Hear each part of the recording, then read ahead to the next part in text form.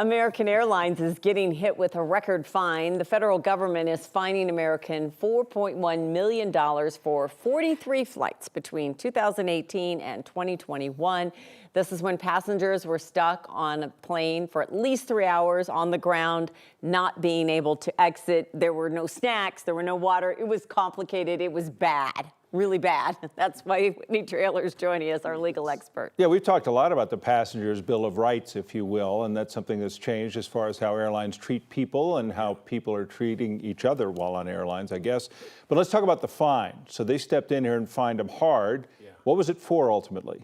Well, it was for the delay on the tarmac. So there were about 43 domestic flights that American had between 2018 and 2021 in which people were on the tarmac for more than 3 hours without the opportunity to deplane. So I always think of that as sometimes that's the airport's fault, sometimes the weather is doing this, but it seems in this case they're saying it was American Airlines and only American Airlines that was doing this at the time. Yeah, and I think part of the big issue was that they didn't allow people to deplane. So I just came back from a long extended trip and we were I took about 11 different planes and one of them was extensively like 2 hours on the tarmac, and immediately they said, hey, we have snacks for you, you can deplane. So everybody did. There was air conditioning. So it made a huge difference because when you're sitting there, I'll speak personally, I was getting really very uncomfortable just in that tight space for that short time.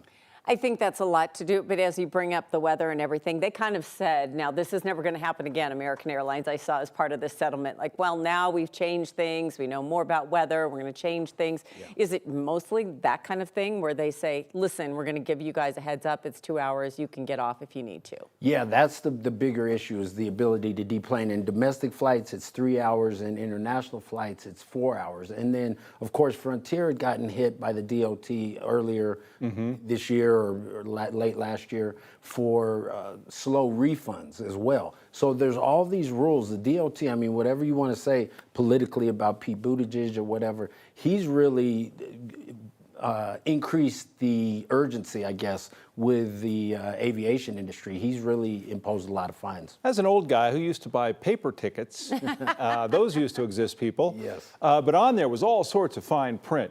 Yeah, which like probably when you agreed to the ticket, you probably agreed to pretty much everything. Now everyone just checks a box to get their ticket. Yeah.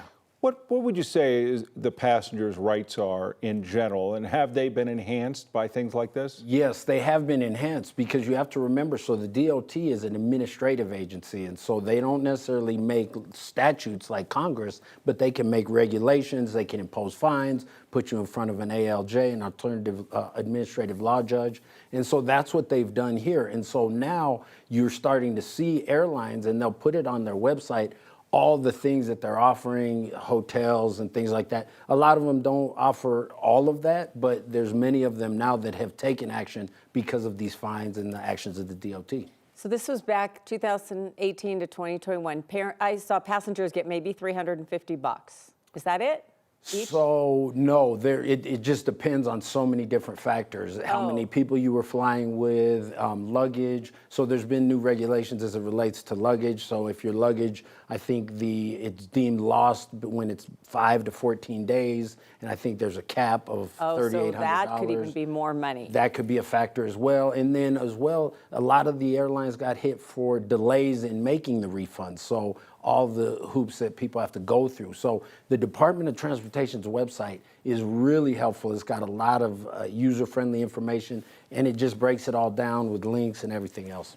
How do I get rich if I'm a passenger? Am I better off being delayed overnight or if they lose my luggage? Well, it depends. It depends on how many people you're traveling with, how much luggage you had, and everything else. What was in your luggage? Or I'm sure they're capping that pretty They are tightly. capped. I think on the luggage it's $3,800, but of course you can fill out insurance when you have your luggage. So I don't bring a briefcase full of cash anymore, you don't? Well, or I'll carry it I on. thought you strapped it on you. Yes, exactly. Or the gold bricks. They're too Yes. heavy to carry on, so I just put them in my luggage. There you go. Yeah. Tough to claim that.